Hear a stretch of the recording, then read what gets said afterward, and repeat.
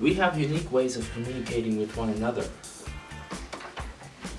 Some very complex and others very simple. Thousands of years ago, early humans that without a spoken language would record their experiences through imagery, through drawing. And now, thousands of years later, in a civilization that has hundreds of languages and the ability to perform, we still rely on communication through script. Whether it be written on textiles or in some sort of invisible ink as we post messages through what we have come to make of the internet. The fact is, are the skills of our ancestors still within us? Or have we relied too much on our ability to explain ourselves through speech or in writing? In science, especially, where the communication of ideas through writing journal papers or presenting conferences is at the heart of being a scientist. So we thought about these ideas and brainstormed and developed a new science communication challenge. Let's see how our friend copes.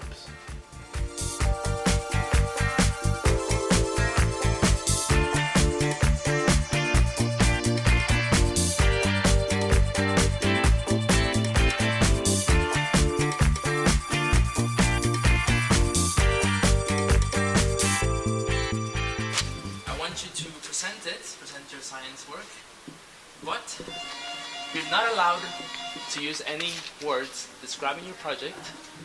You're not allowed to use any words that are scientific, unless you have if you have to say the name of the university or Okay. So basically you cannot say anything that's even remotely related to your project.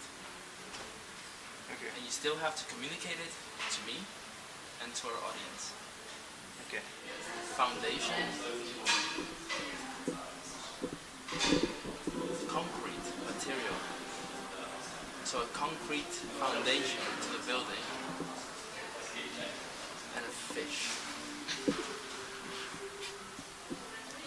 Oh, so a concrete foundation and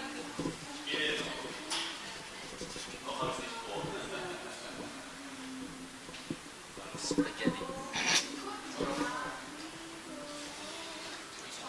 Honeycomb structure? Yes. Oh my, I can water bubbles. Water bubbles. Yes and no. Gas. Water gas molecules. No. What did you say before? I said water molecules. No. Water drops. No. Did I say drops? No. But yeah. I forgot what I said. Oil drops. Nope. Gas. Sort of, yeah. Sort of gas. You said bubbles. Bubbles, yeah. Air bubbles. So it's air injected into the honeycomb structure? So it's like bubble wrap, but it's in hexagon? No, it's a foundation. Foam? Foam. Foam, yep. Oh my. Wow. And bubbles. Oh my god. So basically, which material is the best to make a bubble that when it bursts forms a solid structure? Oh. That's what it is. Can you explain? And that has to do with scaffolds in biomedical engineering, which is like a building,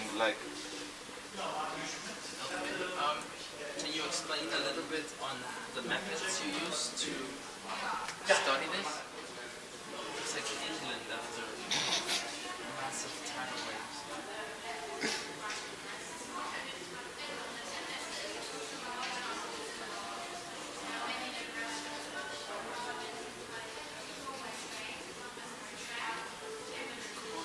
Coiled.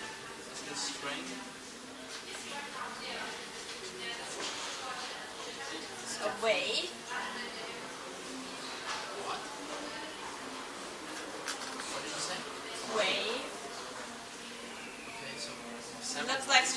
canal. Waves. Light waves? Wind streams. Oh wait, it's wind plus something. Wind? Turbines. Fans. Water? Wind. Water waves? Water power.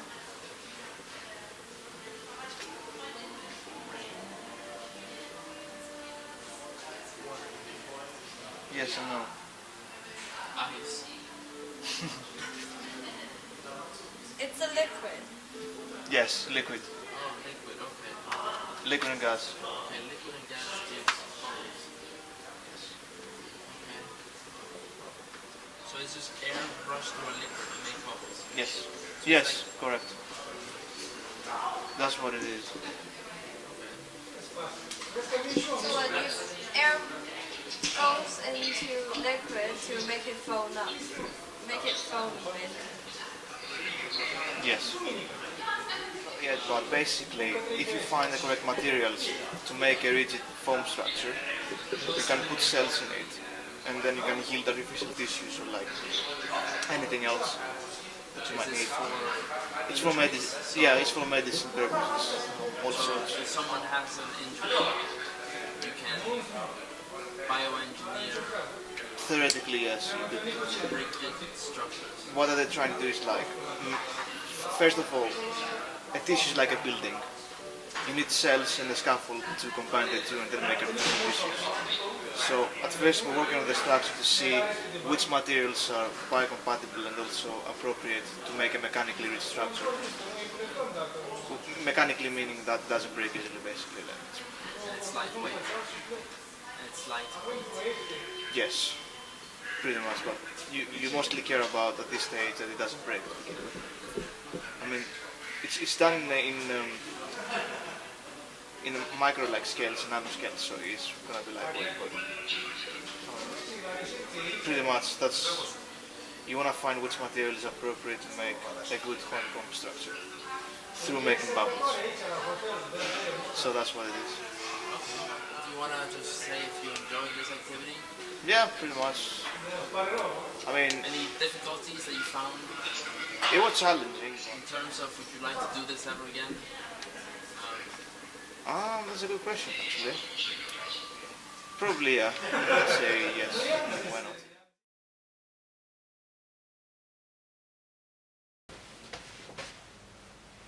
So this is rather confusing.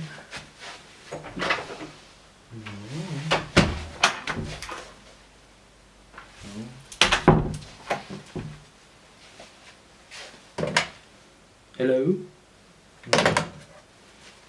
Huh.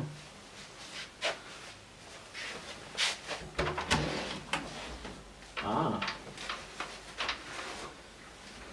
Well, it's always about good communication, good signs. There we go. See you next time.